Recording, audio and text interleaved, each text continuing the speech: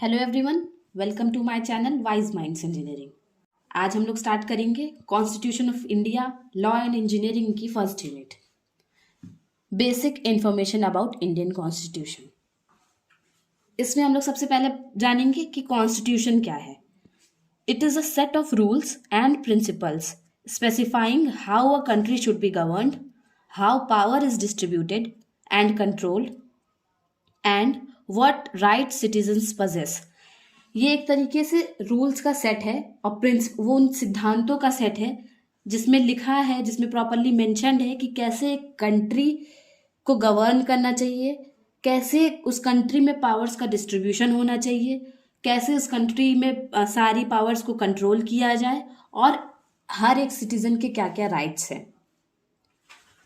It is a set of fundamental legal political rules. ये एक set of legal political rules है that are applicable on everyone in the country including law making bodies।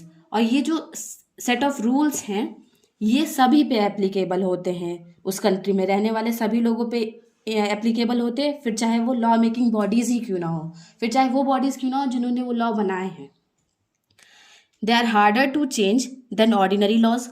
ये जो constitution के जो laws होते हैं वो नॉर्मल लॉज से ज़्यादा हार्ड होते हैं चेंज करने, मतलब चेंज करने में इनका अमेंडमेंट थोड़ा हार्ड है, एक हार्ड प्रोसेस है। Must meet the internationally recognised criteria for a democratic system in terms of human rights. इसको अगर कॉन्स्टिट्यूशन कहीं का डिज़ाइन हो रहा है तो एक कुछ इंटरनेशनल सेट ऑफ रूल्स होते हैं जिनके जिस क्राइटेरिया पे फिट होना ही पड़ेगा। अगर आप डेमोक्रेटिक कंट्री का कॉन्स्टिट्यूशन बना रहे हैं उन सेट ऑफ क्राइटेरियाज को सेटिस्फाई करना चाहिए। अब हम लोग पढ़ेंगे functions of a constitution. It declare and define the boundaries of the political community. ये हर एक पॉलिटिकल कम्युनिटी की बाउंड्रीज को सेट करता है, बताता है कि हाँ वो किन चीज़ों में इंटरफेयर कर सकती हैं, कहाँ तक उनकी पावर्स हैं। Define the rights of the citizen, अपनी कंट्री के सभी सिटीजन्स के राइट के बारे में बताता है कि क्या क्या उनके हक हैं, क्या क्या उनके अधिकार हैं। Defines the duties of the citizens, अधिकार के साथ साथ उनके कर्तव्य क्या हैं ये भी बताता है। Divide power between layers of government, constitution ये भी बताता है कि डिफरेंट लेयर्स ऑफ गवर्नमेंट के बीच में पावर डिवीजन कैसे होगा, मतलब स्टेट गवर्नमेंट को कौन कौन सी पावर मिलेगी, सेंट्रल गवर्नमेंट को कौन कौन सी पावर मिलेगी और लोकल जो गवर्नमेंट होती हैं ग्राम पंचायत वगैरह उनको कितनी पावर मिलेगी।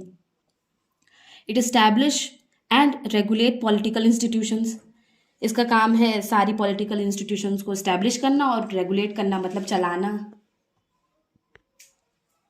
Define the various powers and functions and relations between the various institutions of the government. जितनी भी इंस्टीट्यूशन ऑफ गवर्नमेंट होती हैं जैसे लेजिस्लेटिव, एग्जीक्यूटिव, जुडिशियरी, इन तीनों के बीच में कैसे रिलेशंस बने रहें ये भी बताती है।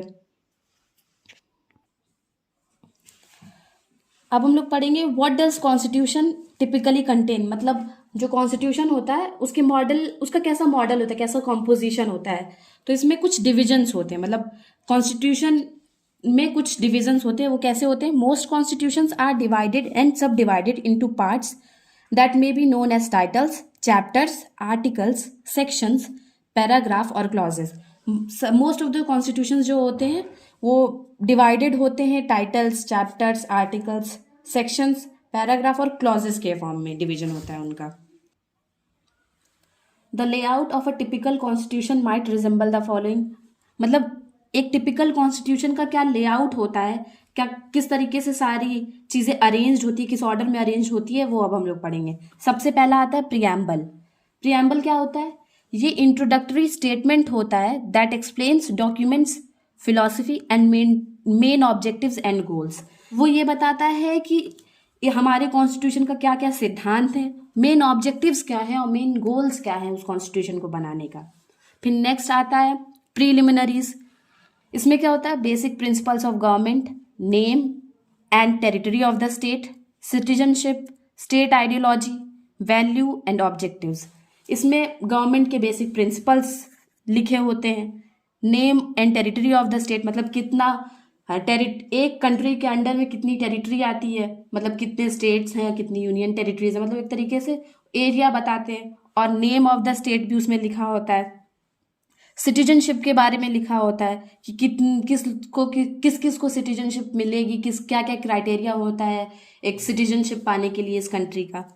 स्टेट आइडियोलॉजी, मतलब गवर्नमेंट की क्या आइडियोलॉजीज हैं, मतलब क्या सिद्धांत है गवर्नमेंट के। वैल्यूज एंड ऑब्जेक्टिव्स, क्या क्या मोटिव्स हैं। फिर उसके बाद एक पार्ट होता है फंडामेंटल राइट्स। ये एक तरीके से लिस्ट ऑफ राइट्स होती है, मतलब बेसिक राइट्स होते हैं जो कि हर एक सिटीजन को मिलना चाहिए। और इसमें लिखा होता है लिस्ट ऑफ राइट्स, सारे राइट्स लिस्टेड होते हैं वहाँ पे। देयर एप्लीकेबिलिटी, कैसे वो एप्लीकेबल होंगे। एनफोर्समेंट, मतलब किस कंडीशन में एनफोर्स होंगे। लिमिटेशंस, क्या क्या कमी है अगर है तो उसमें। Suspension during a state of emergency, और किस कंडीशन में हम लोग फंडामेंटल राइट्स को सस्पेंड करते हैं, मतलब अगर इमरजेंसी में फंडामेंटल राइट्स को सस्पेंड करना है तो कैसे सस्पेंड करना है, सब चीज़ रिटन फॉर्म में होता है।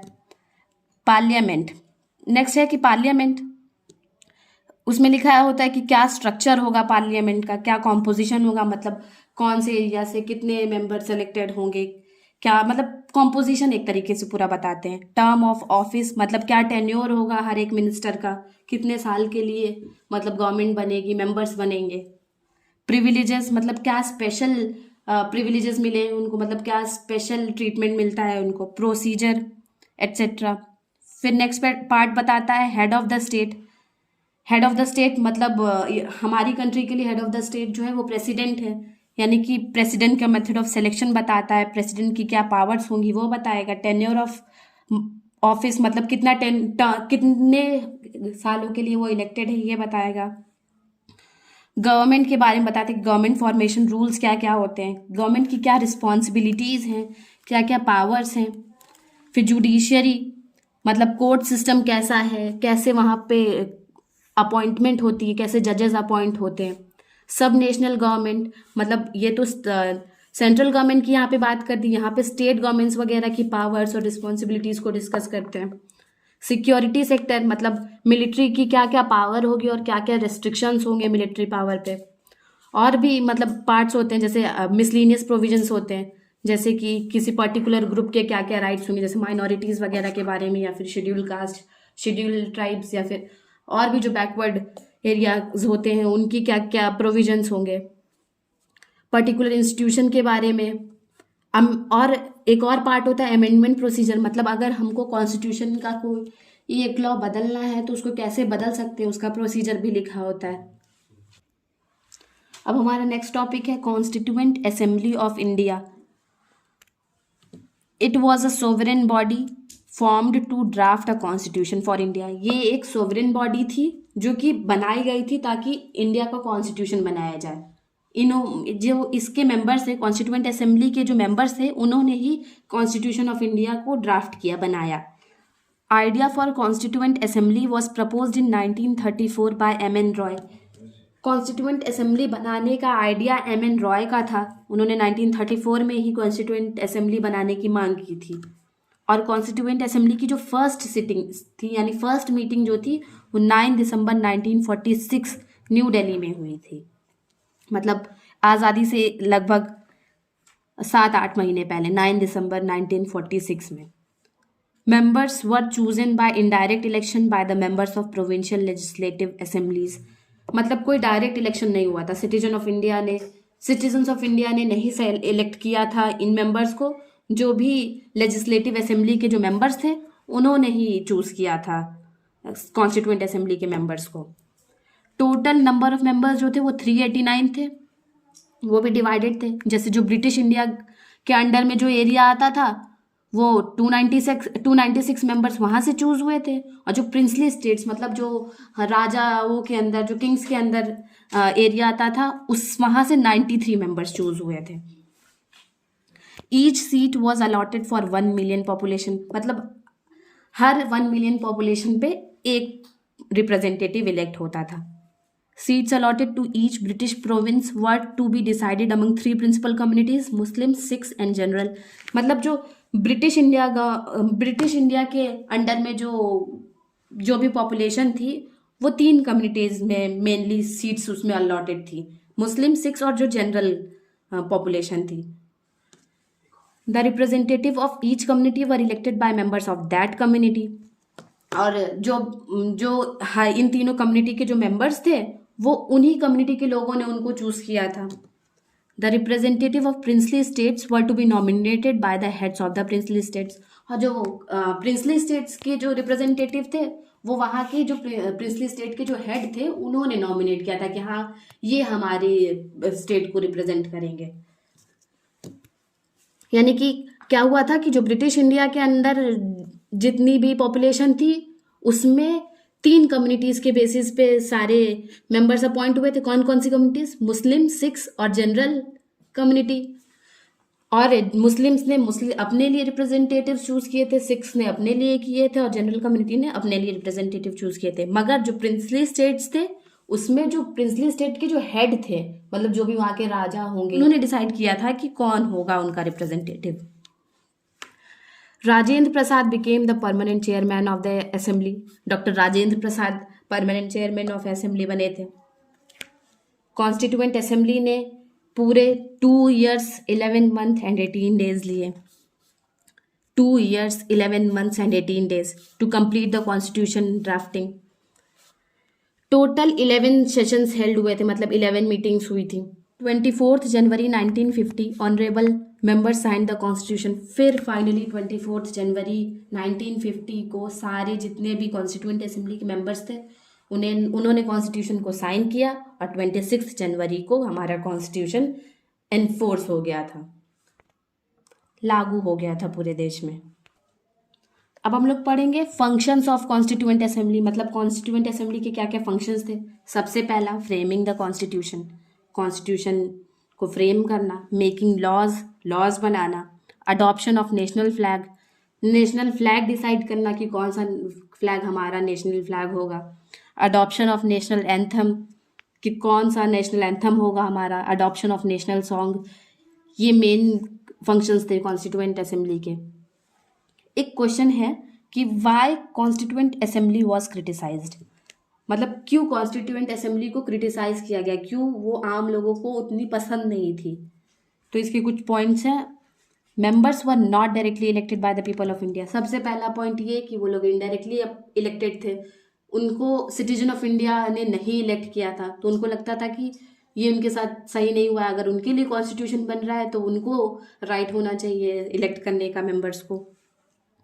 Time taken to make the constitution was too much in comparison to other nations, क्योंकि पूरे 2 year 11 months और 18 days लगे थे कॉन्स्टिट्यूशन को बनाने में, जो कि ये बहुत लंबा टाइम है। बाकी नेशंस में इतना टाइम नहीं लगा, तो ये भी एक बहुत बड़ा टॉपिक था। डोमिनेटेड बाय वन कम्युनिटी, मतलब लोगों का मानना था कि जो कॉन्स्टिट्यूएंट असेंबली के मेंबर्स हैं वो स्पेशली वन कम्युनिटी, मतलब किसी एक कम्युनिटी के हैं, मतलब रिलीजियस हेट्रोजेनिटी नहीं है, मतलब अलग अलग रिलीजन के लोग नहीं हैं। उनका मानना था कि it was dominated by Hindus, मतलब मेजॉरिटी जो लोग हैं वो हिंदू हैं। और डोमिनेटेड बाय लॉयर्स, उनका ये भी कहना था कि जो मेजॉरिटी मेंबर्स जो हैं वो उसमें से लॉयर्स हैं, जिसकी वजह से कॉन्स्टिट्यूशन बहुत बल्की हो गया है और एक कॉमन इंसान के समझ में आने के लिए बहुत कठिन है, मतलब उसकी लैंग्वेज जो है वो बहुत ज़्यादा कठिन है एक लेमैन इंसान, एक कॉमन इंसान के लिए। एक टॉपिक है ऑब्जेक्टिव रिजोल्यूशन। ये एक तरीके से it was the philosophy and guiding principal for the framing of constitution.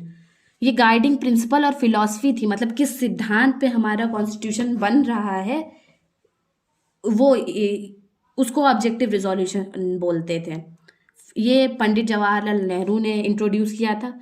फिर इसी ऑब्जेक्टिव रिजोल्यूशन ने प्रियम्बल का फॉर्म ले लिया, मतलब इसी को प्रियम्बल बना दिया गया कॉन्स्टिट्यूशन का। अब नेक्स्ट हम लोग पढ़ेंगे government of India act of 1935। It was passed by British parliament. British parliament ने पास किया था इसको 1935 में। इसके जो की फीचर्स हैं वो अब हम लोग पढ़ेंगे। पहला, अबॉलिशन ऑफ प्रोविंशियल डायरकी। इसमें उन्होंने ये कहा कि जो प्रोविंशियल डायरकी थी ना, मतलब कुछ पार्ट जो था वो ब्रिटिश गवर्नमेंट के अंडर में था, कुछ पार्ट जो था वो प्रिंसली स्टेट्स के अंडर में था। तो इनका ये कहना था कि अब प्रिंसली स्टेट्स को कोई पावर नहीं रहेगी, अब पूरा का पूरा ब्रिटिश गवर्नमेंट के अंडर में रहेगा। अबॉलिशन ऑफ इंडियन काउंसिल को ख़त्म करने के लिए कह रहे थे। प्रोटेक्टिव इंस्ट्रूमेंट फॉर माइनॉरिटीज़ के लिए कुछ स्पेशल रूल सेट किए थे कि हाँ, जिससे उनके राइट्स को प्रोटेक्ट किया जाए। सुप्रीमेसी ऑफ ब्रिटिश पार्लियामेंट, उन्होंने ये कहा था कि जो ब्रिटिश पार्लियामेंट है वही सुप्रीम है। और एक और था separation of Burma from India. Burma means Myanmar को इंडिया से सेपरेट करने का भी इसी में लॉ आया था। इसी के अंतर्गत फिर म्यांमार अलग हो गया। अब हमारा नेक्स्ट टॉपिक है इंडियन इंडिपेंडेंस एक्ट ऑफ 1947। एक एक्ट पास हुआ था इंडियन इंडिपेंडेंस एक्ट इन 1947। तो उसके अंडर में क्या क्या लॉज आए थे ये देखेंगे। Enacted and adopted by British parliament, ये ब्रिटिश पार्लियामेंट ने इसको लागू किया था। It created 2 new independent dominions, India for Hindus and Pakistan for Muslims. इस एक्ट के तहत ही इंडिया एंड पाकिस्तान का डिवीजन हुआ है। मतलब जो इंडिया था हम लोगों का पहले, फिर टूटकर इंडिया और पाकिस्तान के फॉर्म में बना, 2 कंट्रीज के फॉर्म में बना, जिसमें मोस्टली हिंदूज जहाँ थे उसको इंडिया बोला गया, जिसमें मोस्टली मुस्लिम ज़्यादा थे उसको पाकिस्तान बोला गया। मतलब कि इससे पहले जो ब्रिटिश पार्लियामेंट ने जो एक्ट लाया था, गवर्नमेंट ऑफ इंडिया एक्ट, उसके तहत इंडिया से बर्मा अलग हो गया, यानी म्यांमार अलग हो गया। और फिर जब वो लोग इंडियन इंडिपेंडेंस एक्ट लाए तो इसके तहत इंडिया और पाकिस्तान का डिवीजन हो गया। Princely states are free to decide whether they belong to Pakistan और इंडिया। और जितने भी प्रिंसली स्टेट्स थे, मतलब जितने भी राजाओं का जिन एरियाज में रूल था, वो उनके ऊपर छोड़ा गया था कि वो पाकिस्तान जाएंगे या फिर इंडिया में जाएंगे। India obtained it's independence on 15 अगस्त 1947। इसी एक्ट के तहत इंडिया को आज़ादी मिली 15 अगस्त 1947 में। Both countries India and Pakistan were free to make their constitution. इन दोनों ही कंट्रीज को फ्री राइट था अपना अपना कॉन्स्टिट्यूशन बनाने का, अपना अपना संविधान बनाने का। अब हम लोग पढ़ेंगे एनफोर्समेंट ऑफ इंडियन कॉन्स्टिट्यूशन, मतलब कैसे इंडियन कॉन्स्टिट्यूशन को एनफोर्स किया गया, कैसे उसको लागू किया गया। It came in to force on 26 January 1950 but drafting was completed in 26 November 1948। उसका ड्राफ्टिंग मतलब वो बनकर तैयार तो हो गया था 26 नवंबर 1948 को ही, मगर उसको एनफोर्समेंट में उसको लागू किया गया 26 जनवरी 1950 में। क्यों ऐसा किया गया? क्योंकि 26 जनवरी को ही 1930 में पूर्ण स्वराज डे सेलिब्रेट कर लिया था इंडियन नेशनल कांग्रेस वालों ने। मतलब उस दिन उन्होंने ये डिक्लेयर कर दिया था कि अब हम लोग कंप्लीटली फ्री हैं। तो उस डे को सिग्निफिकेंस देने के लिए ही उन्होंने एनफोर्समेंट किया कॉन्स्टिट्यूशन का 26 जनवरी 1950 में, ताकि उस डेट को एक सिग्निफिकेंस मिले। Date of 26 January was chosen because on this date in 1930 Purna Swaraj Day was celebrated and tricolor flag of India was hosted by Indian National Congress. Some provision of constitution were adopted on 26 November 1949. कई सारे जो constitution के provisions थे वो उसी दिन adopt कर लिए गए थे, जैसे इलेक्शन, सिटीजनशिप, वो उसी दिन 26 नवंबर 1949 को ही अडॉप्ट कर लिए थे। मगर जो बाकी जितने भी प्रोविजंस थे वो 26 जनवरी 1950 को फोर्स में आए। इंडियन कॉन्स्टिट्यूशन का सेलियंट फीचर्स, मतलब मेन फीचर्स क्या है? It is written constitution, it is a lengthy document drawn from different sources. मतलब जितने भी लॉज हैं वो कहीं ना कहीं अलग अलग कंट्रीज के कॉन्स्टिट्यूशन से लिए गए हैं। सिंगल सिटीजनशिप, मतलब ये कहता है कि हर एक इंसान के पास एक ही सिटीजनशिप मिलेगी। डेमोक्रेटिक रिपब्लिक, इंडियन कॉन्स्टिट्यूशन ये डिक्लेयर करता है कि हम लोग डेमोक्रेटिक रिपब्लिक हैं, हम लोग एक सेक्युलर स्टेट हैं। मतलब कि सेक्युलर का मतलब होता है कि हर धर्म को प्रॉपर इज्जत, प्रॉपर रिस्पेक्ट और प्रॉपर प्रोटेक्शन मिलेगा। यूनिवर्सल एडल्ट फ्रेंचाइज के बारे में भी इंडियन कॉन्स्टिट्यूशन में लिखा है कि हर वो इंसान जो कि 18+ एज का है उसको अपनी गवर्नमेंट को इलेक्ट करने का राइट है। इंडियन कॉन्स्टिट्यूशन इज फ्लेक्सिबल, मतलब कि फ्लेक्सिबल है क्योंकि ऑब्वियसली हमारे पास अमेंडमेंट के प्रोविजन से हम लोग मतलब अगर कोई लॉ है जो आज की जनरेशन के लिए नहीं फिट बैठ रहा है तो हम लोग उसको चेंज भी कर सकते हैं। प्रोविजंस ऑफ फंडामेंटल राइट्स मतलब कुछ बेसिक राइट्स हैं जो कि सभी को इक्वली मिलने चाहिए, वो भी लिस्टेड है। इमरजेंसी प्रोविजंस मतलब ऐसी कंडीशन भी दी गई है जिसमें इमरजेंसी लगाई जा सकती, मतलब कंप्लीटली प्रेसिडेंट का रूल हो जाए। प्रोटेक्शन ऑफ माइनॉरिटीज, माइनॉरिटीज के हक को प्रोटेक्ट करने के लिए उन भी कुछ प्रोविजंस हैं। फंडामेंटल ड्यूटीज भी मतलब जिस तरीके से फंडामेंटल राइट्स मतलब उनके अधिकार बताए गए हैं उसी तरह ये भी बताया गया है कि उनका क्या क्या कर्तव्य है अपने देश के प्रति। अब हम लोग पढ़ेंगे प्रियम्बल के बारे में। मैंने स्टार्टिंग में भी आपको प्रियम्बल के बारे में बताया था कि it is an introductory statement in a document that explain documents philosophy and objectives. ये एक तरीके का इंट्रोडक्टरी स्टेटमेंट होता है किसी भी डॉक्यूमेंट का, वो जो ये बताता है कि इस डॉक्यूमेंट को बनाने के लिए या फिर जो भी इसमें लिखा हुआ है ये किस सिद्धांत पे बेस है, क्या क्या ऑब्जेक्टिव है इसको बनाने का। तो जो इंडिया का प्रियम्बल है वो बेसिकली क्या क्या आइडियाज देता है, वो ये बताता है कि सोर्स ऑफ कॉन्स्टिट्यूशन मतलब कॉन्स्टिट्यूशन को कहाँ कहाँ से किन किन सोर्सेज से लेकर इसको बनाया गया है। डेट ऑफ इट्स अडॉप्शन कब ये अडॉप्ट किया गया था। ऑब्जेक्टिव्स के बारे में बताता है कि क्या क्या मोटिव्स हैं कॉन्स्टिट्यूशन बनाने के, क्या क्या मेन एम है। इंडिया के कॉन्स्टिट्यूशन के प्रियम्बल में क्या क्या कीवर्ड्स हैं उनके बारे में जानेंगे। सबसे पहला, we the people of India. It indicates sovereignty of the people of India. ये लाइन ये बताती है कि जितने भी इंडिया एक सोवरेन कंट्री है, मतलब कि ये किसी भी फॉरेन कंट्री से इन्फ्लुएंस होके अपने रूल्स नहीं चेंज करेगी, इसके पास खुद का अधिकार है कुछ भी डिसीजन मेकिंग का। नेक्स्ट, सोवरेन मतलब यही सोवेरेनिटी।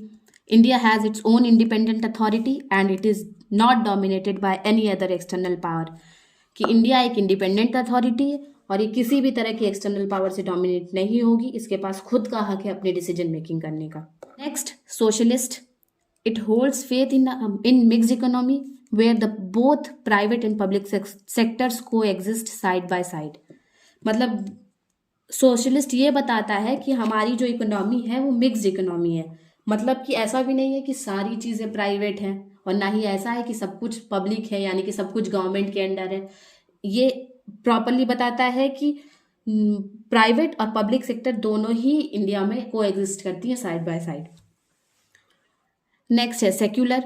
सेक्युलर का मतलब मैंने पहले भी बताया है that all religions in India get equal respect, protection and support from the state.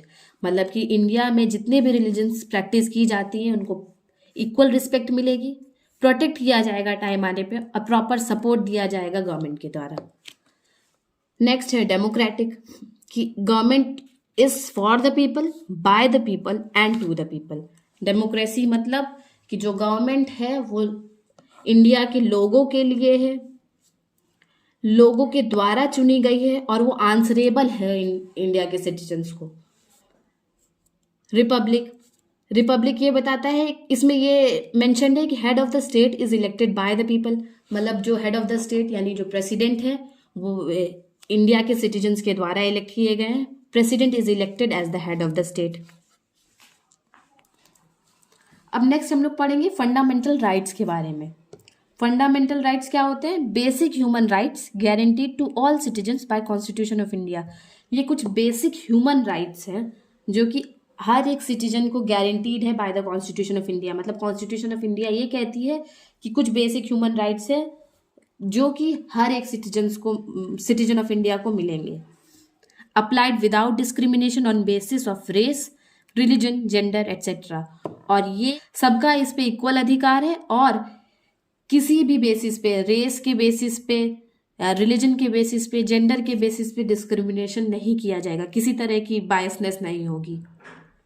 Enforceable by court, और जो फंडामेंटल राइट है हमारा ये एनफोर्सेबल बाय कोर्ट है। मतलब अगर हमारे फंडामेंटल राइट्स का वायलेशन हो रहा है तो हम लोग कोर्ट में अपील कर सकते हैं इसके अगेंस्ट। टोटल 6 फंडामेंटल राइट्स होते हैं इंडियन कॉन्स्टिट्यूशन में। पहला, राइट टू इक्वालिटी, जो कि आर्टिकल 14 से लेके आर्टिकल 18 में मेंशन है। अगर आपको आर्टिकल नंबर नहीं याद होते तो कोई बात नहीं, बाकी पॉइंट्स याद कर लीजिएगा। इसमें पहला पॉइंट है that it gives equal rights to everyone, मतलब सभी लोगों को इक्वल अधिकार है, मतलब all are equal before law. फिर चाहे वो लॉ मेकर्स ही क्यों ना हो, वो भी इक्वल ही है एक ऑर्डिनरी सिटीजन की तरह। इक्वल एम्प्लॉयमेंट अपॉर्चुनिटीज, सभी को बराबर का एम्प्लॉयमेंट अपॉर्चुनिटी मिलेगी।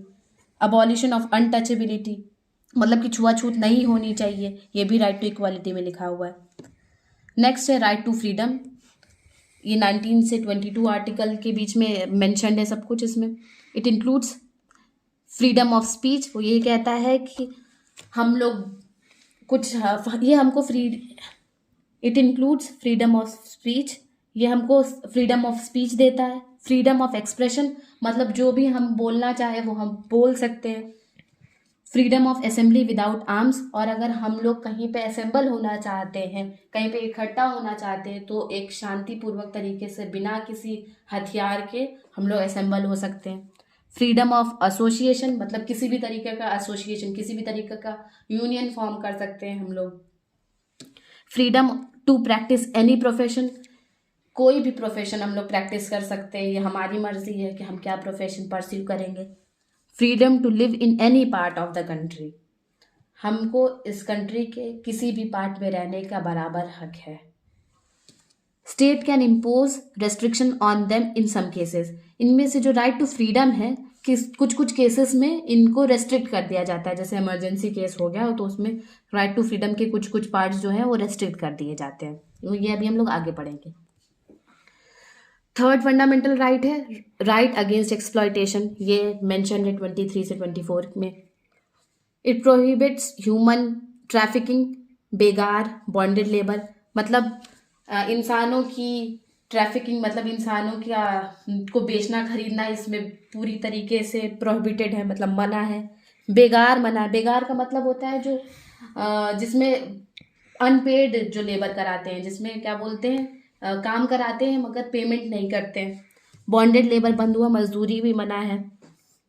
प्रोहिबिट्स चिल्ड्रन इन फैक्ट्रीज, जितने बच्चे हैं वो फैक्ट्रीज में अलाउड नहीं है। Children of age less than 14 are not allowed to work, जितने भी 14 साल से कम उम्र के बच्चे हैं वो उनको काम करना अलाउड नहीं है, किसी भी तरीके का professional work, specially in hazardous condition, मतलब डेंजरस कंडीशन में तो बिल्कुल नहीं। फोर्थ फंडामेंटल राइट है right to freedom of religion, ये 25 से 28 में लिखा हुआ है। ये बताता ये है कि state has no official religion, मतलब गवर्नमेंट का या फिर नेशन का कोई भी ऑफिशियल रिलीजन नहीं है। Right to freely practise any religion, और हर एक सिटीजन को फ्रीडम है अपने रिलीजन को प्रैक्टिस करने का, कोई रोक टोक नहीं है। फिफ्थ है cultural and educational rights, it protects the right of religious, cultural and linguistic minorities, मतलब ये एक तरीके से जितने भी माइनॉरिटीज है, चाहे फिर वो रिलीजन के बेसिस पे हो, कल्चर के बेसिस में या फिर लैंग्वेज जो बोलते हैं उसके बेसिस पे, अगर कहीं भी माइनॉरिटीज हैं तो उनके राइट्स को प्रोटेक्ट करता है। Education right to endure education for everyone without discrimination, ये एजुकेशन राइट भी देता है, मतलब ये कहता है कि सभी को इक्वल एजुकेशन मिल पाने की का पूरा हक है बिना किसी डिस्क्रिमिनेशन का। सिक्स्थ है right to constitutional remedies, when these rights are violated the victim can approach the courts, ये कहता है कि अगर ऊपर दिए हुए कोई भी फंडामेंटल राइट्स वायलेट हो रहे हैं तो फिर जो विक्टिम है वो कोर्ट अप्रोच कर सकता है, वो अपील कर सकता है कोर्ट में इसके अगेंस्ट। तो क्या इंपॉर्टेंस है फंडामेंटल राइट्स की? Obviously it is the backbone of the country, it protect people's interest. अब हम लोगों ने फंडामेंटल राइट्स तो पढ़ लिए, मतलब अपने अधिकार तो पढ़ लिए, तो अब हम लोग नेक्स्ट पढ़ेंगे फंडामेंटल ड्यूटीज, मतलब क्या क्या हमारे कर्तव्य हैं।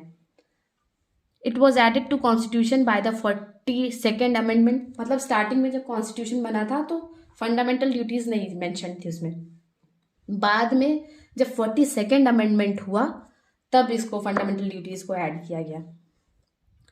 These are the task that each citizen should be responsible for, ये कुछ टास्क हैं जो हर सिटीजन की रिस्पॉन्सिबिलिटी है। टोटल 11 फंडामेंटल ड्यूटीज हैं हमारी। पहला, follow constitution and respect its ideal, national flag and national anthem. Constitution को फॉलो करना, इसके आइडियल्स को रिस्पेक्ट करना, नेशनल फ्लैग की रिस्पेक्ट करना, नेशनल एंथम की रिस्पेक्ट करना। Follow the noble ideals which inspired our national struggle for freedom. हमारे नोबल आइडियल्स, जितने भी हमारे आइडियल्स है, फ्रीडम फाइटर्स हैं, उनको फॉलो करना, उनकी रिस्पेक्ट करना। Protect sovereignty, unity and integrity of the India. एकता बनाए रखना, इंटीग्रिटी बनाए रखना, सोवरेनिटी बनाए रखना, ये भी हमारा एक फंडामेंटल ड्यूटी है। Promote harmony and spirit of brotherhood. Peace बनाए रखना, शांति का सहयोग देना, भाईचारा बनाए रखना एक दूसरे में, ये भी हमारी फंडामेंटल ड्यूटी है। Value and preserve rich heritage of our composite culture. मतलब हमारा जो रिच हेरिटेज है, जो हमारी धरोहर है, उसको वैल्यू करना, और प्रिजर्व मतलब बचा के रखना, प्रोटेक्ट करके रखना। Protect natural environment including forest, lakes, rivers, wild life etcetera. Natural environment को प्रोटेक्ट करना, जंगलों को बचाना, लेक्स, रिवर्स, वाइल्ड लाइफ सभी को बचाना। प्रमोट ह्यूमनिज्म मतलब ह्यूमैनिटी को प्रमोट करना, ज़्यादा से ज़्यादा इंसानियत फैलाना। Safeguard public properties, public properties को प्रोटेक्ट करना कि कोई उसको डिस्ट्रॉय ना करे। Contribute towards the growth of the nation, कुछ ऐसे काम करना जिससे नेशन का ग्रोथ हो। Provide opportunities for education to child और वार्ड बिटवीन 6 to 14 ईयर्स। अपने बच्चों को जो कि स्पेशली 6 to 14 ईयर्स के बीच में, उनको बेसिक एजुकेशन प्रोवाइड करना। अब नेक्स्ट टॉपिक आता है हमारा directive principles of state policy. ये these are the ideals which are meant to be kept in mind by the government when it formulates policies and enact laws। ये कुछ ideals हैं, मतलब कुछ फिलॉसफीज हैं जो कि गवर्नमेंट को अपने दिमाग में रखनी चाहिए जब भी वो कोई पॉलिसी या फिर कोई लॉ बना रही है। तो मतलब ये एक तरीके से गवर्नमेंट के लिए सेट ऑफ रूल्स है जो इसको अपने दिमाग में रखना चाहिए कभी अगर वो लॉ बना रही है तो। Not legally enforceable by the court for their violation. इसमें ये भी है कि अगर गवर्नमेंट डायरेक्टिव प्रिंसिपल्स को नहीं फॉलो कर रही है तो हम लोग कोर्ट में नहीं अपील कर सकते। मतलब ये टोटली गवर्नमेंट पे डिपेंडेंट है कि वो उसको फॉलो कर रही है या नहीं कर रही है। It is called instrument of instructions. हाँ, ये एक तरीके से इंस्ट्रक्शंस का इंस्ट्रूमेंट है। मतलब ये इंस्ट्रक्शंस हैं जो कि गवर्नमेंट को फॉलो करने चाहिए अगर वो कोई लॉ बना रही है या फिर कोई पॉलिसी बना रही है तो। हम नेक्स्ट टॉपिक है हमारा parliamentary system of government in India. जैसे कि हम लोग को पता ही है कि हम लोग parliamentary system of government follow करते हैं। मेनली दो तरीके के गवर्नमेंट फॉर्म्स होते हैं, एक पार्लियामेंट्री, दूसरा प्रेसिडेंशियल, और हमारे पास पार्लियामेंट्री सिस्टम ऑफ गवर्नमेंट है।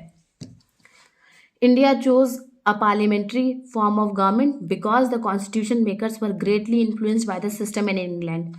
इंडिया ने पार्लियामेंट्री सिस्टम इसलिए भी चूज किया क्योंकि जो मेकर्स थे, मतलब जो कॉन्स्टिट्यूशन बना रहे थे, वो बहुत ज़्यादा इन्फ्लुएंस थे इंग्लैंड के सिस्टम से, और उस टाइम इंग्लैंड में भी पार्लियामेंट्री सिस्टम था।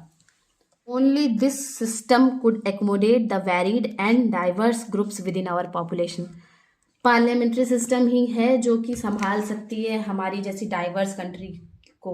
मतलब यहाँ हमारी कंट्री में क्योंकि बहुत सारे अलग अलग रिलीजन को मानने वाले लोग हैं, बहुत सारी अलग अलग मान्यताएं हैं, सबकी अपनी मान्यता है, तो इसको डील करने के लिए पार्लियामेंट्री सिस्टम ही बेस्ट है। Also called cabinet form of government. Parliamentary system को हम लोग कैबिनेट फॉर्म ऑफ गवर्नमेंट भी कहते हैं क्योंकि इसमें कैबिनेट मिनिस्टर्स होते हैं जो कि अधिकतर रूल्स बनाते हैं, जो कि सारी लॉज को बनाते हैं। इसको रिस्पॉन्सिबल गवर्नमेंट भी बोला जाता है। फीचर्स क्या होते हैं पार्लियामेंट्री सिस्टम के? Close relationship between legislature and executive. मतलब लेजिस्लेचर को हम लोग लॉ मेकिंग बॉडी भी बोलते हैं, और एग्जीक्यूटिव जो कि एग्जीक्यूट कराती हैं, जो कि इम्प्लीमेंट कराती हैं उन लॉज को। इसमें लेजिस्लेचर और एग्जीक्यूटिव के बीच में बहुत क्लोज रिलेशनशिप होता है। डुअल एग्जीक्यूटिव, हमारे यहाँ जो है डुअल एग्जीक्यूटिव है। मतलब पार्लियामेंट्री सिस्टम में डुअल एग्जीक्यूटिव सिस्टम होता है। मतलब एक नॉमिनल एग्जीक्यूटिव होता है जो कि प्रेसिडेंट होता है, और दूसरा रियल एग्जीक्यूटिव होता है जो कि प्राइम मिनिस्टर होते हैं। इसमें जो लीडरशिप ऑफ प्राइम मिनिस्टर होता है, जैसे पार्लियामेंट्री सिस्टम में जो मेन लीडर होता है वो प्राइम मिनिस्टर होता है, मगर प्रेसिडेंशियल में लीडरशिप प्रेसिडेंट की चलती है। बाई कैमरल लेजिस्लेशन होता है, मतलब 2 लेवल पे लेजिस्लेशन होता है हमारा। अब हम लोग पढ़ेंगे मेरिट्स ऑफ पार्लियामेंट्री सिस्टम। क्या क्या एडवांटेजेस है पार्लियामेंट्री सिस्टम के। सबसे पहला, better coordination between legislature and executive. जैसे मैंने अभी पहले बताया कि लॉ मेकिंग बॉडी और उसको इम्प्लीमेंट कराने वाली बॉडी के बीच में बहुत अच्छा कोऑर्डिनेशन होता है। डिसेंट्रलाइजेशन ऑफ पावर होता है, मतलब ऐसा नहीं है कि पावर किसी एक के हाथ में है, इसमें प्रॉपर डिसेंट्रलाइजेशन होता है। मतलब स्टेट गवर्नमेंट को भी पावर मिलती है, सेंट्रल गवर्नमेंट को भी पावर मिलती है, और लोकल जो गवर्नमेंट होती है जैसे पंचायती राज सिस्टम हो गए, म्यूनिसिपैलिटीज हो गए, उनको भी पावर मिलती है। ऐसा नहीं होता कि किसी एक व्यक्ति के हाथ में पावर्स है ताकि वो मिसयूज ना कर पाए। रिस्पॉन्सिबल गवर्नमेंट होती है, मतलब जो गवर्नमेंट है वो रिस्पॉन्सिबल है, वो आंसरेबल है सिटीजन्स को, अपनी पब्लिक को आंसरेबल है वो। Representing diverse group, parliamentary system जो है वो डाइवर्स ग्रुप को रिप्रेजेंट करने का बेस्ट फॉर्म है। फ्लेक्सिबल होता है पार्लियामेंट्री सिस्टम। नेक्स्ट अब हम लोग पढ़ेंगे डीमेरिट्स। डीमेरिट्स क्या क्या है। सबसे पहला ये कि no genuine separation of powers. कह तो दिया गया कि डिसेंट्रलाइजेशन ऑफ पावर होना चाहिए, मगर उतनी जेन्युइन तरीके से डिसेंट्रलाइजेशन ऑफ पावर नहीं होता है।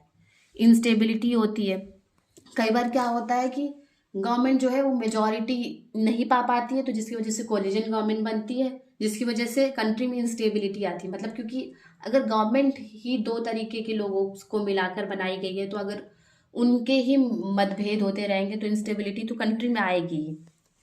Failure to take instant decisions, मतलब कभी कभी क्या होता है कुछ चीज़ों पे इंस्टेंट डिसीजंस चाहिए होते हैं, पार्लियामेंट्री सिस्टम वहाँ फेल होती है। मतलब डिले क्या होता है कि पार्लियामेंट्री सिस्टम में इंस्टेंट डिसीजन मेकिंग पावर नहीं होती है, बहुत टाइम लगता है। लास्ट, अगली पॉलिटिक्स, जिससे हम सभी लोग अवेयर हैं। अब हम लोग पढ़ेंगे federal system in India. Federal system का मतलब होता है कि हैविंग गवर्नमेंट एट 2 लेवल्स, मतलब गवर्नमेंट 2 लेवल्स पे हो, पहला एक सेंट्रल लेवल पे और दूसरा स्टेट लेवल पे। फेडरल सिस्टम का क्या क्या की फीचर्स होते हैं। पहला, रिटन कॉन्स्टिट्यूशन हो, डिवीजन ऑफ पावर हो सेंट्रल और स्टेट गवर्नमेंट के बीच में, सुप्रीमेसी ऑफ जुडिशरी हो, सुप्रीमेसी ऑफ कॉन्स्टिट्यूशन, मतलब कॉन्स्टिट्यूशन के ऊपर कोई नहीं है, सबसे ऊपर कॉन्स्टिट्यूशन है। इंडिपेंडेंट जुडिशरी, मतलब जुडिशरी जो है, मतलब जो सुप्रीम कोर्ट, हाई कोर्ट्स हैं, वो इन्फ्लुएंस ना हो स्टेट और सेंट्रल गवर्नमेंट से, वो इंडिपेंडेंट होकर डिसीजन मेकिंग करे। Division powers between the centre and the state, इसमें कुछ इस तरीके से पावर्स का डिवीजन होता है। यूनियन लिस्ट होती है, एक स्टेट लिस्ट होती है, एक कॉन्करेंट लिस्ट होती है। यूनियन लिस्ट में वो सारे पावर्स आते हैं जो कि सेंट्रल गवर्नमेंट के पावर्स होते हैं, जिसपे सिर्फ और सिर्फ सेंट्रल गवर्नमेंट डिसीजन ले सकती है। स्टेट लिस्ट में वो सारी टॉपिक्स आती है जिसमें सिर्फ और सिर्फ स्टेट गवर्नमेंट ले सकती है डिसीजंस। कॉन्करेंट लिस्ट वो सारे टॉपिक्स होते हैं जिसपे दोनों मिलकर, दोनों की मिलकर सलाह लेकर एक दूसरे से तब वो लोग कोई डिसीजन मेकिंग करते हैं। अब हम लोग पढ़ेंगे आर्टिकल 368 के बारे में। Article 368 part 20 of the constitution में है, मतलब पार्ट 20 में एक आर्टिकल है 368 जो कि मेनली डील करता है powers of parliament to amend the constitution and its procedure.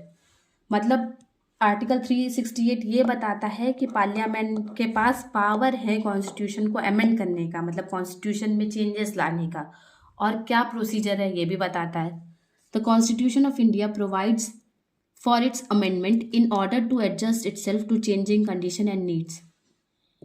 क्योंकि हमारा कॉन्स्टिट्यूशन बहुत पहले बना था, मतलब 1949 में बना था, तो ये दिमाग में रखते हुए अमेंडमेंट का भी एक प्रोविज़न बनाया गया कि क्योंकि आगे चलकर जनरेशन चेंज होगी, बहुत सारी कंडीशंस चेंज होंगी जिसके बारे में तब हम लोग नहीं सोच सकते थे। तो उन चीज़ों से एडजस्ट करने के लिए, उन चेंजेस के साथ एडजस्ट करने के लिए अमेंडमेंट का प्रोविज़न दिया गया है। ये हक दिया गया पार्लियामेंट को कि वो कॉन्स्टिट्यूशन में चेंजेस ला सकती है। अब हम लोग पढ़ेंगे procedure of amendments of the constitution of India. मतलब अगर हम लोगों को कॉन्स्टिट्यूशन ऑफ इंडिया में चेंजेस लाने हैं तो उसका क्या प्रोसीजर होता है। तो it can be initiated only by the introduction of a bill for amendment in either house of parliament. इसमें क्या होता है, सबसे पहले एक बिल इंट्रोड्यूस कराना पड़ता है अमेंडमेंट के लिए किसी भी पार्लियामेंट के हाउस में, अपर हाउस हो या लोअर हाउस हो। The bill can be introduced either by a minister or by a private member and does not require prior permission of the president। ये जो बिल है वो कोई मिनिस्टर भी प्रपोज कर सकता है या फिर कोई प्राइवेट मेंबर भी प्रपोज कर सकता है, मतलब कोई भी इंट्रोड्यूस कर सकता है इसको। इसमें प्रेसिडेंट की पहले से परमिशन लेने की ज़रूरत नहीं होती। The bill must be passed in each house by the majority of 2/3 of the members of the house present and voting. मतलब ये जो बिल है वो लॉ तभी बन सकता है, मतलब अमेंडमेंट तभी आ सकती है अगर दोनों हाउसेस अपर और लोअर हाउस में 2/3 मेंबर्स जो हैं वो उसके पक्ष में वोट दें। Each house must pass the bill separately, और दोनों हाउसेस में सेपरेटली बिल पास होना चाहिए। After duly passed by both the houses of parliament the bill is presented to the president for assent. जब दोनों ही पार्लियामेंट के houses में ये बिल पास हो जाता है, मतलब 2/3 वोट्स मिल जाते हैं, तो इसको प्रेसिडेंट के सामने प्रेजेंट किया जाता है उनके सिग्नेचर के लिए।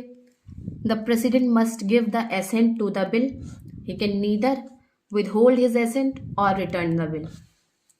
जो प्रेसिडेंट है उनको हामी भरनी ही पड़ती है बिल पे, वो ना ही उसको विदहोल्ड मतलब अपने पास रख सकते हैं कि मतलब टाले उसको, और ना ही उसको रिटर्न कर सकते हैं। After the president's assent the bill becomes an act, और जैसे ही प्रेसिडेंट का सिग्नेचर हो जाता है, उनकी एसेंट मिल जाती है, जो बिल है वो एक्ट बन जाता है और हमारे कॉन्स्टिट्यूशन में चेंज हो जाता है। अब जो है हम लोग पढ़ेंगे टाइप्स ऑफ अमेंडमेंट्स, मतलब अमेंडमेंट के भी कुछ टाइप है। ये उतना इंपॉर्टेंट टॉपिक नहीं है, अगर आपका मन होगा तो आप एक बार पढ़ लीजिएगा या फिर आप एक बार सुन लीजिए, अगर एग्जाम में आ भी जाता है तो आपके दिमाग में रहेगा तो आप कर लेंगे। सबसे पहला, amended bye simple majority of the parliament. इसमें क्या क्या आता है, मतलब ये इसमें सिर्फ और सिर्फ सिंपल मेजॉरिटी चाहिए होती है पार्लियामेंट की, और किसी की नहीं। इस्टेब्लिशमेंट ऑफ न्यू स्टेट, अगर कोई नया स्टेट बना रहे हैं तो वो इसके अंडर में आएगा। ऑल्टरेशन ऑफ एरियाज, बाउंड्रीज और नेम ऑफ एग्जिस्टिंग स्टेट, अगर हम लोग एरिया बढ़ा रहे हैं या फिर घटा रहे हैं किसी स्टेट का, या फिर बाउंड्री चेंज कर रहे हैं किसी स्टेट की, या फिर किसी स्टेट का नाम चेंज कर रहे हैं, ये सब आएगा इसमें। Salaries and allowance of the member of parliament, member of parliament जो है जितने भी एमपीज हैं उनकी सैलरीज, इस मतलब सैलरीज का अमेंडमेंट भी इसी तरीके से होता है। Rules of procedure in parliament, मतलब पार्लियामेंट का क्या प्रोसीजर होगा, उसके क्या रूल्स होंगे, इसको अगर चेंज करना है तो इस टाइप में ही आएगा वो। Privileges of member of parliament, member of parliament को क्या क्या स्पेशल ट्रीटमेंट मिलता है, ये भी इसी में आएगा। Amendment by special majority of the parliament, मतलब इसमें स्पेशल मेजॉरिटी चाहिए होती है। इस पहले वाला था सिंपल मेजॉरिटी, इसमें स्पेशल मेजॉरिटी। इसमें क्या होता है, फंडामेंटल राइट्स को अगर हमको चेंज करना है तब हमको स्पेशल मेजॉरिटी चाहिए होती है, मतलब अगर फंडामेंटल राइट्स में कोई चेंजेस लाने तब, या फिर directive principles of state policy में चेंजेस लाने तब। अब नेक्स्ट टाइप इसका होता है amendment by special majority of parliament and consent of half of states. इसमें क्या होता है, स्पेशल मेजॉरिटी चाहिए रहती है पार्लियामेंट की, और स्टेट का भी कंसेंट चाहिए रहता है। किस किस कंडीशन में ये होता है, election of the president and its procedure, अगर हम लोग को प्रेसिडेंट को के इलेक्शन के प्रोसीजर में चेंज करना है तो फिर ऐसा करना पड़ेगा हमको। Distribution of powers between the union and the state, अगर हमको ये चेंज करना है कि यूनियन गवर्नमेंट के पास यानी सेंट्रल गवर्नमेंट के पास और स्टेट गवर्नमेंट के पास कौन सी पावर है, ऐसा कुछ इसमें चेंज लाना है तो इस तरीके से चेंज लाना पड़ेगा। Supreme court and high courts के बारे में कोई चेंज लाना है तब इस टाइप सी से हमको जाना पड़ेगा। अब हम लोग नेक्स्ट टॉपिक पढ़ेंगे emergency provisions in Indian constitution, मतलब एमरजेंसी को लेकर इंडियन कॉन्स्टिट्यूशन में क्या क्या प्रोविजंस हैं। सबसे पहला, Indian constitution gives president the authority to declare 3 types of emergencies. Indian constitution में ये मेंशन्ड है कि प्रेसिडेंट के पास 3 तरीके की इमरजेंसीज लगाने की पावर है। पहला नेशनल इमरजेंसी, दूसरा स्टेट इमरजेंसी, तीसरा फाइनेंशियल इमरजेंसी। सबसे पहले हम लोग पढ़ेंगे नेशनल इमरजेंसी। ये आर्टिकल 352 के अंडर में है। इसमें क्या लिखा है? If the president is satisfied that there exist a situation in which the security of the country is threatened on the grounds of wars, external aggression etcetera, he can proclaim emergency to that effect. मतलब अगर president को लगता है, वो इस बात से convinced है कि कंट्री की सिक्योरिटी को खतरा है किसी भी तरीके से, अगर वार की कंडीशन में या फिर कोई एक्सटर्नल एग्रेशन चल रहा है, दूसरी कंट्री से कोई एग्रेशन चल रहा है, तो उस कंडीशन में अगर इंडिया की कंट्री की सिक्योरिटी को डेंजर है, तो फिर इस कंडीशन में वो नेशनल इमरजेंसी लगा सकता है president. Emergency can be declared over the complete territory of India और एनी पर्टिकुलर पार्ट। और इमरजेंसी पूरे देश में भी लगाई जा सकती है या फिर कंट्री के किसी पर्टिकुलर पार्ट में भी लगाई जा सकती है। President can declare emergency only on the written advice of the cabinet. A special majority is required to approve an emergency. President को स्पेशल मेजॉरिटी चाहिए रहती है, मेजॉरिटी वोट्स चाहिए रहते हैं इमरजेंसी अप्रूव करने के लिए। Emergency shall operate for a maximum period of not more than 6 months। और जो नेशनल इमरजेंसी है वो 6 महीने से ज़्यादा तक नहीं रखी जा सकती है। नेक्स्ट है इमरजेंसी इन स्टेट, यानी स्टेट इमरजेंसी। इसको प्रेसिडेंट्स रूल भी बोला जाता है। Can be impose on any state of India.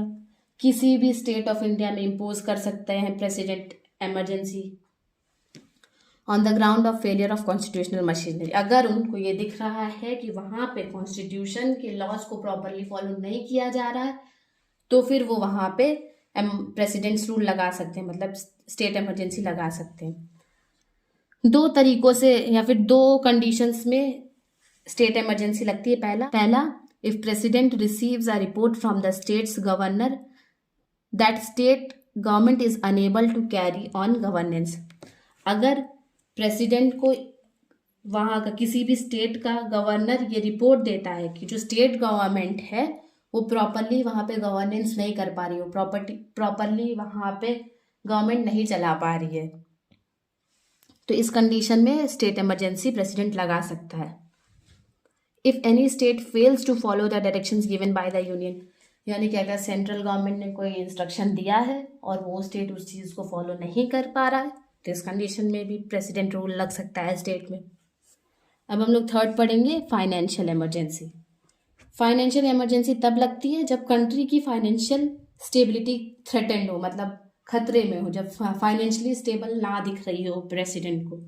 If situation arises whereby the financial stability of India is threatened, this emergency is never imposed in India. ये अभी तक हमारे country में नहीं लगाई गई है। अब हम लोग पढ़ेंगे local self government emergency in India, मतलब इंडिया में लोकल सेल्फ गवर्नमेंट का कॉन्सेप्ट कहाँ से आया और कैसे ओरिजिन हुई इस चीज़ की। तो कुछ कमिटीज़ थी जिन्होंने अपनी राय रखी कि हाँ क्यों हमको लोकल सेल्फ गवर्नमेंट बनानी चाहिए और कैसी होनी चाहिए। तो उन कमिटीज़ के सजेशन के बेसिस पे लोकल सेल्फ गवर्नमेंट बनी। तो हम लोग पढ़ेंगे अब उन कमिटीज़ के बारे में। सबसे पहले बलवंत राय मेहता कमेटी आई। उन्होंने बोला कि 3 टियर सिस्टम होना चाहिए हर स्टेट में, मतलब उन्होंने बोला कि 3 लेवल हर स्टेट, मतलब स्टेट के अंडर 3 लेवल्स में पावर का डिस्ट्रीब्यूशन होना चाहिए। पहला मतलब सबसे लोवेस्ट लेवल ग्राम पंचायत, जो कि ग्राम लेवल पे होगा, यानी विलेज लेवल पे होगा। फिर उसके बाद पंचायत समिति एक होनी चाहिए जो कि ब्लॉक लेवल यानी तहसील लेवल पे होनी चाहिए। फिर एक उसके ऊपर जिला परिषद जो कि डिस्ट्रिक्ट लेवल पे होनी चाहिए।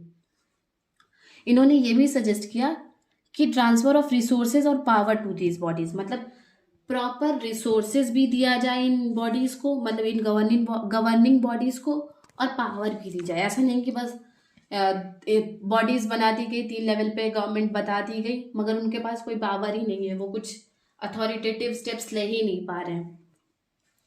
फिर नेक्स्ट है अशोक मेहता कमेटी।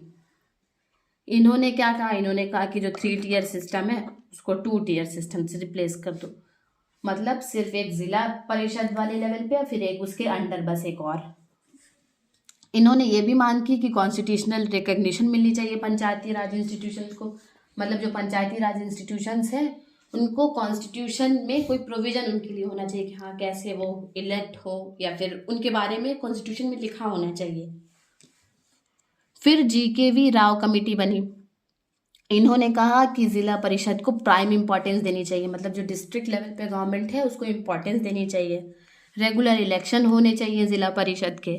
फिर उसके बाद आई L M Singhvi committee. L M Singhvi ने क्या कहा, इन्होंने भी वही मांग की कि कॉन्स्टिट्यूशनल रिकॉग्निशन होनी चाहिए पंचायती राज इंस्टीट्यूशंस की, मतलब पंचायती राज इंस्टीट्यूशंस को लेकर कॉन्स्टिट्यूशन में कुछ सेट ऑफ रूल्स होनी चाहिए जिसको वो फॉलो करें, जिसके तहत उनका इलेक्शन हो। इस्टेब्लिशमेंट ऑफ न्याय समिति, इन्होंने न्याय समिति को भी इस्टेब्लिश करने की मांग की। फिर फाइनली अब हम लोग लास्ट टॉपिक पढ़ेंगे पंचायत एंड म्यूनिसिपैलिटी के बारे में। इनको हम लोग लोकल सेल्फ गवर्नमेंट भी बोलते हैं। पंचायत जो होती है वो विलेज लेवल पे होती है, म्यूनिसिपैलिटी जो होती है अर्बन एरियाज में लोएस्ट लेवल पे जो गवर्नमेंट होती है उसको म्यूनिसिपैलिटी बोलते हैं, और पंचायत जो रूरल एरियाज में लोएस्ट लेवल पे जो गवर्नमेंट होती है उसको पंचायत बोलते हैं। Also termed as local self government, exist at 3 tier system. ये 3 tier सिस्टम को फॉलो करती है, मतलब एक सबसे लोअर लेवल पे, एक बीच इंटरमीडिएट लेवल पे, एक अपर लेवल पे, मतलब ये 3 tier सिस्टम में डिवाइडेड है। 73rd constitutional amendment act provides constitutional recognition to panchayati raj system. जैसे जिस चीज़ की एलएम संघवी और अशोक मेहता कमेटी ने मांग की थी कि कॉन्स्टिट्यूशनल रिकॉग्निशन मिलनी चाहिए पंचायती राज सिस्टम को, वो फाइनली इंट्रोड्यूस हुआ 73rd कॉन्स्टिट्यूशनल अमेंडमेंट एक्ट के तहत। So this is all about unit 1 of constitution of India, law and engineering. If you like the video, please hit the like button, share with your friends and subscribe to my channel. Thank you.